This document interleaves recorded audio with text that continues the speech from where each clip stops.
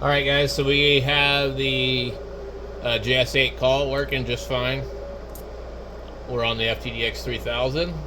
We're on 20 meters. And now we've set that stuff up. Let's go get the... I don't want to do the regular Princeton University Jtdx or WSJT. I don't know. I don't really care for it. Let's go look up... let's see.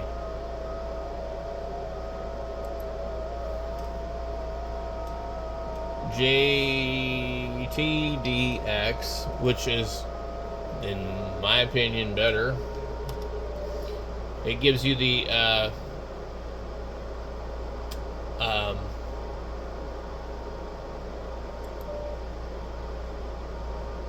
it gives you the country that the place is at. What's this? This looks different. It'd be nice to actually have the waterfall up at the top like that. Download various versions from the Files tab.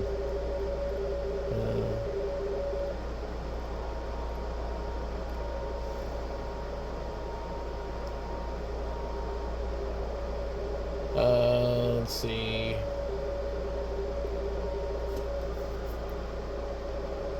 Download.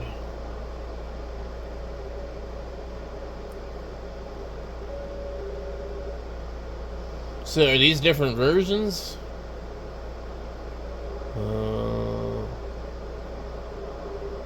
I think I used to use this one.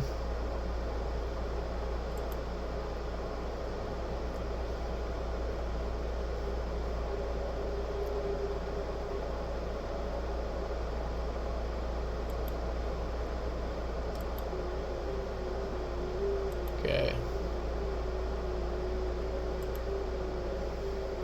To the Files tab. I'm just gonna get the latest version, hopefully. And maybe this is the one I don't like. I don't know.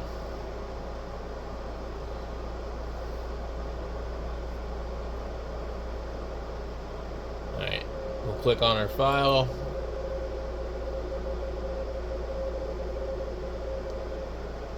Oh, it failed. Okay, retry.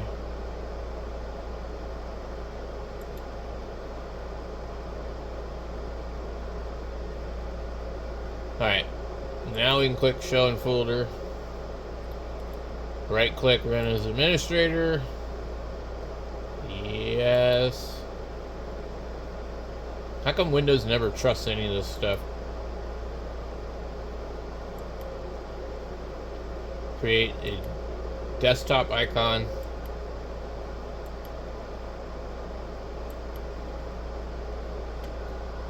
It should install pretty quickly on this computer. Now, the settings that we're going to need to do on this one are going to be a little bit different than the JS8 call. Because like JS8 call is more of a derivative. Okay, so it's actually complete. There's finish, run. Okay. Bring this over here. I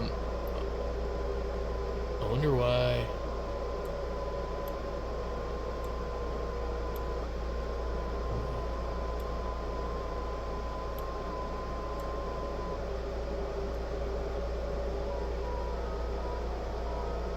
Yeah, we totally put it on top there. Anyway,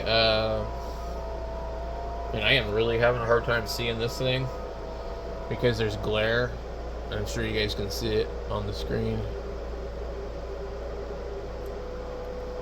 I'm going to move this over here. I'm also going to close this.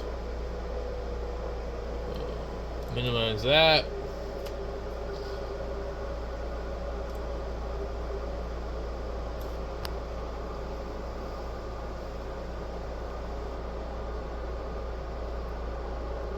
Okay, can you guys see that better?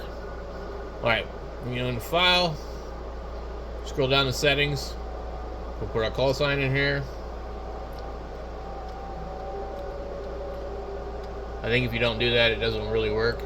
Your grid square.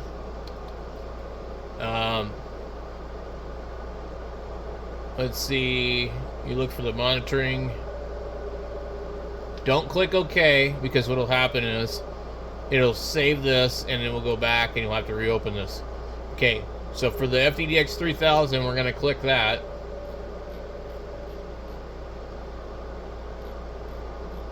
And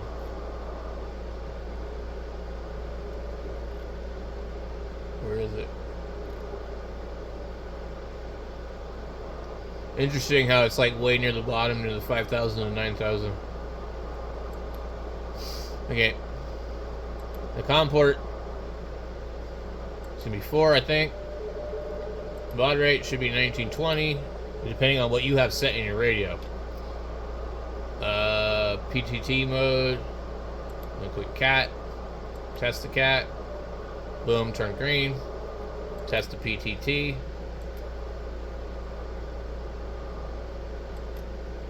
That works. A little delay.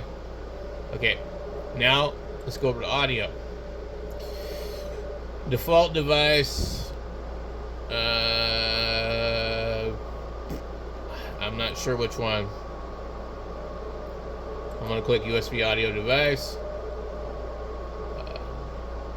USB audio device. Okay. Reporting. We'll click over here, enable PSK reporter, enable DX Summit spotting, and enable EQSL sending. I don't know. I don't do EQSL. It's not working anyway. Okay. You can change the colors of things in here. I think probably a good idea. See, we can see this one here. You can't even read it. That's for new DX. It tells you all these different things. You have filters. There's a scheduler. There's advanced. Sequencing. I remove this where it says halt if operator at called answers other operator. I find when that's checked, a lot of times people can kick me off. So we click OK. And we seem like we should be pretty good here. This is the new version, which I don't really care for as much, but let's make sure our cat control works. 17, 20. Okay, we're on 20. Okay. Tune. We'll raise our power slider up all the way. Okay. When this particular program, you don't get nearly as much audio out. So the radio is doing about 15 watts. When I was doing JS8 call, it was doing about 50 watts. Now, also, in my carrier mode, I'm actually set to 40 watts. You don't really want to be running full power. I'm not sure why JS8 was doing so much more power. So, let's see if we can make a call here. We're going to click. Oh, yeah, I don't like this thing. General messages. Okay. Click CQ. Enable TX. And it should work.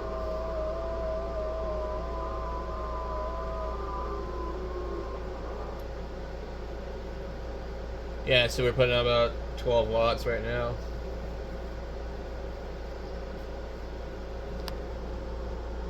And you can see transmitting.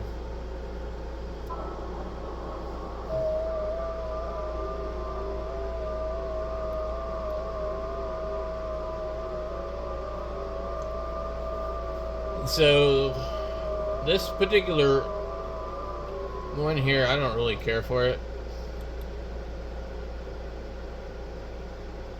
KG7 KDJ. Interesting.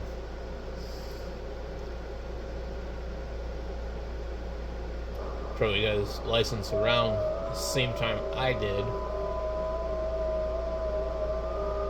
We'll go ahead and call him. Click on it. It should call him. It's probably in California. Wait, I don't know where DM42 is.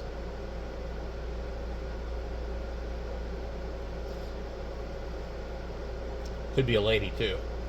You always assume it's a guy. Well, we don't really know, but I mean, I can count on one hand, I think, all the female ham operators I've seen on ft8. Pretty sure.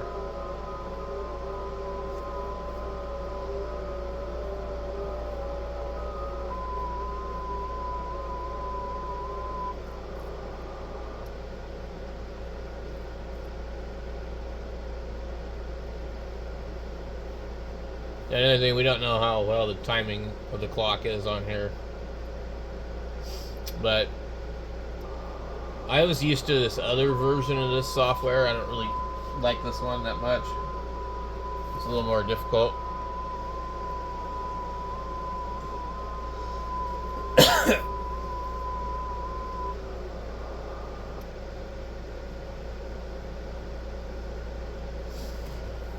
Now, I should be able to go back to calling CQ. Now 20 meters is really hard to make contacts on this band from what I found. So actually, I'm gonna just wait a second to make sure I don't have any replies.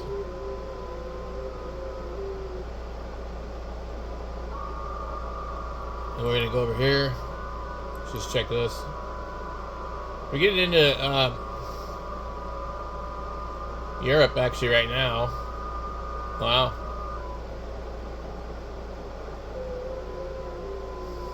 It's pretty interesting. Okay, I want to go to 30 meters, so I'm just going to click over here. Assuming the radio will tune it. Radio will not tune it. Okay. I'm going to go back to 20.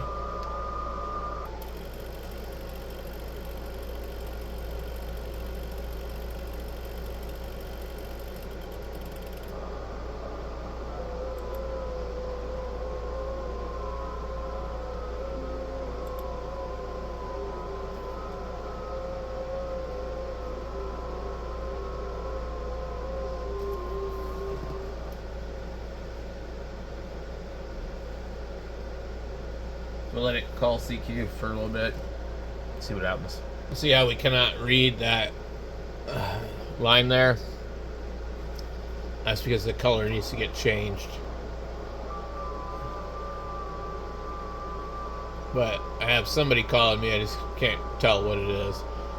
I think when you look down further, you can see it'll say the DX call, which just means whoever else is calling you. You see, I cannot read through that pink line.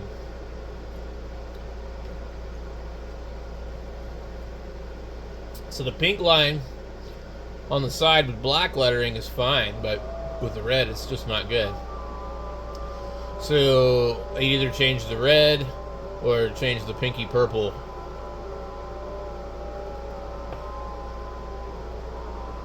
We'll do that here in a second as soon as this call completes.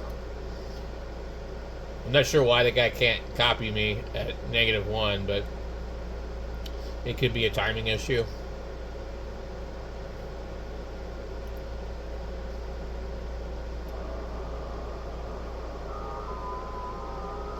I don't particularly really care or not. It's not like a big deal.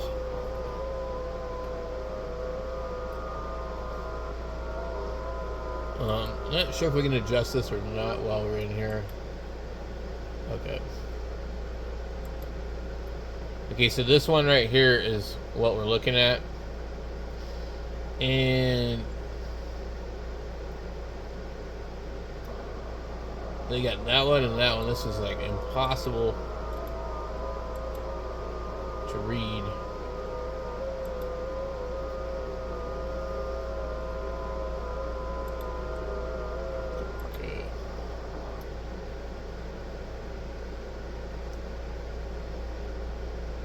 I really don't want that purple color anywhere.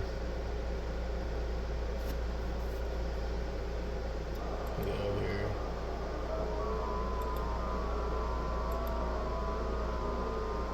Didn't change.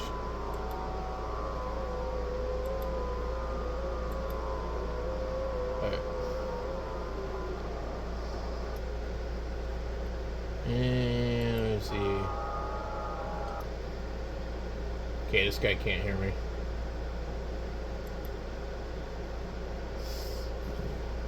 I wonder if I have to restart this thing for it to take effect.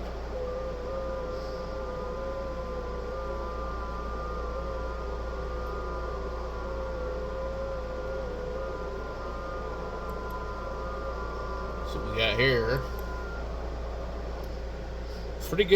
Pretty good propagation, but the thing is, you could just be getting all over the place and just not even making any contacts. The people are just not answering you.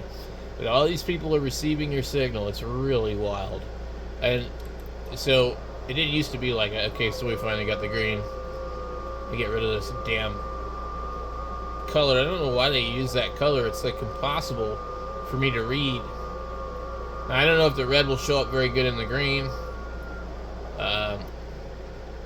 But we'll see. I can at least kind of make it out now. That purple is just horrible. But if you look here, we can see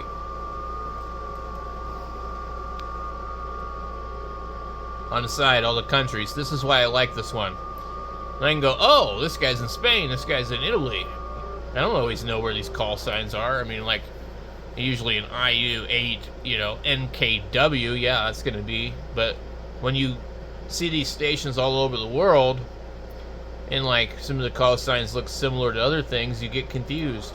So it's nice to have this software identify the station's location, their country. It really is very helpful. And so that's why I use this over the other stuff.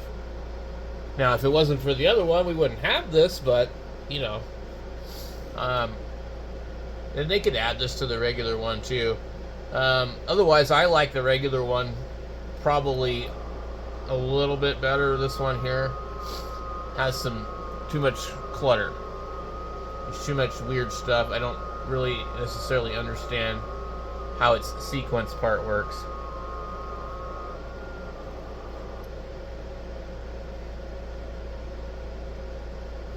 So basically, this was what I wanted to do here for this radio.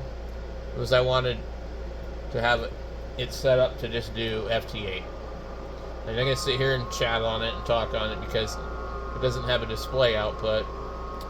And it probably doesn't sound any better than the 710 on transmit. It didn't really matter. It's just not really my preferred radio to talk on. Although, most of the time, I'm not getting on the radio talking anymore, really that much anyway. So, it's not a big deal. But, what I like about it is it's got a built-in tuner. It's got a lot of less menu hassle. And, it's also rated, I think, 100% duty. I'm not sure. I could be wrong. But the other radios are known to be sensitive to issues related to this, so I decided I'd rather use this. So we're not making any calls here, guys. Nobody can hear us. I'm only using like 15 watts or so. And I guess that could be why, but you see that we haven't gotten anywhere in the last 10 minutes. And where we've gotten recently is all like pretty close by. So one thing about this software is I don't have to look at the last 12 hours.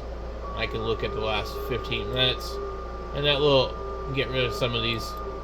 I can see a couple there were 28 minutes ago. We really do have awfully good propagation for no calls. Okay. So I do have somebody that finally replied, and we'll see if we have trouble making the contact or not. So N0 or NO0MF, It looks like N0 OMF. Okay, so that's a successful call. So I'll go in here, I'll copy that, click OK, and then I'll go into my QRZ and I'll log it. So that's basically what I do. The other thing too, if you click this button over here that says lookup, as long as nobody else has called you, it will copy and put it on your clipboard, and it won't look it up like you would think it would. It says search for call sign in database, but for some reason it doesn't seem to do that. It just maybe there's something else you have to do. I'm sure there's an automatic logging function, but I don't believe there's an automatic logging to QRZ. So anyway, guys, thank you for watching, and I hope this helps you guys that are trying to figure this out.